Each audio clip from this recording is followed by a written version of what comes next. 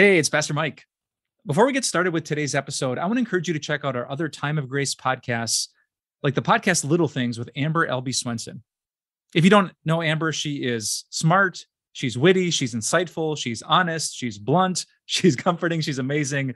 You're going to love her. So just search for Little Things wherever you listen to your favorite podcasts. And now on to today's episode.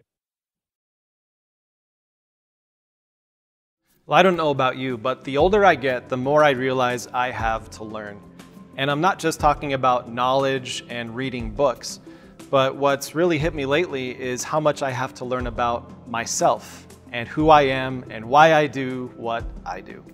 Well, for this week's Grace Talks, we've been talking about how to deal with difficult people. And today, as we wrap up our series, I want to share with you one unexpected blessing of having difficult people in your life. And this takes us all the way back to the beginning of the week where we recognized why it is that there are difficult people in our life.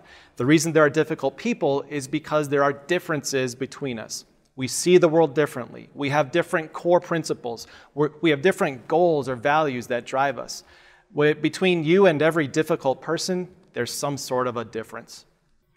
And that takes us to the unexpected blessing that we get from having difficult people in our lives. And the principle that we're going to get to revolves around a simple question. When it comes to difficult people in your life, what would a wise person do?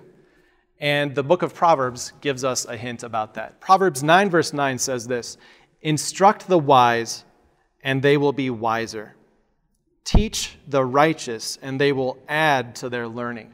There's this idea that even if you're a wise person, even if you can recognize the difference between you and someone else, there is always something to learn. And when it comes to difficult people, quite often, there is something to learn. So my encouragement for you this week is simply this. Thank God for the unexpected blessings that come from difficult people in your life. Quite often, they have a mindset or a worldview or a belief that you don't quite understand, and that's what's causing some difficulty between you. So as you think about that, answer this question. What does this difficult person have to teach you? What would a wise person do? As you think about that, maybe it will lead you to a question that you can ask them, something that only they could answer. Maybe it's a question of curiosity that will help you see things from their perspective. And here's what I know.